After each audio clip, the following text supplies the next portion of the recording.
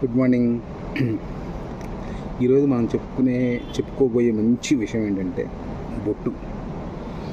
ఈ బొట్టు గురించి చెప్పుకోవాలంటే ఈ మధ్య పిల్లలందరూ కూడా చాలామంది బొట్టు పెట్టుకోవడానికి ఇష్టపడట్లేదు.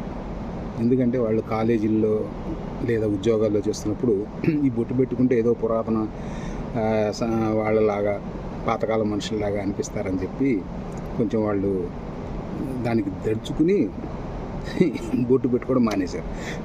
కానీ బొట్టు పెట్టుకోవడం అనేది చాలా మంచి విషయం. ఈ బొట్టుకి ఆడ మగ భేదం లేదు, ఎవరైనా పెట్టుకోవచ్చు. ఒక విధంగా చెప్పాలంటే ఆడవాళ్ళు కనుక బొట్టు పెట్టుకోలేదనుకో దాని అర్థం ఏంటి? అసలు మామూలుగా మన హిందూ సాంప్రదాయం ప్రకారం బొట్టు పెట్టుకోలేదంటే భర్త చనిపోయాడని. అదే కనుక మగవాడు కనుక బొట్టు పెట్టుకోలేదంటే అర్థం ఏంటి? భార్య చనిపోయిందని.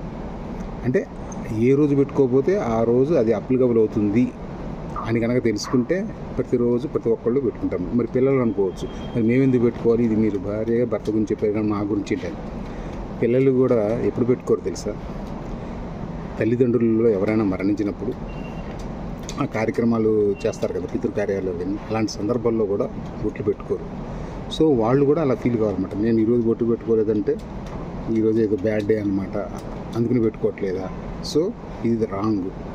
మనం అంతా శుభం ఉండాలి, అంతా మంచిగా ఉండాలి అని కనుక అనుకునే వాళ్ళు ఎవరైనా సరే తప్పనిసరిగా బొట్టు పెట్టుకుంటారు. ఈ వీడియో చూసిన ఎవరైనా సరే బొట్టు పెట్టుకోవడానికి సిద్ధంగా ఉంటారని నేను ఆశిస్తున్నాను. ఓకే, ఏదో నా మాటలు విని కొంతమంది మారినా చాలా మంచి విషయం అది. Okay, bye.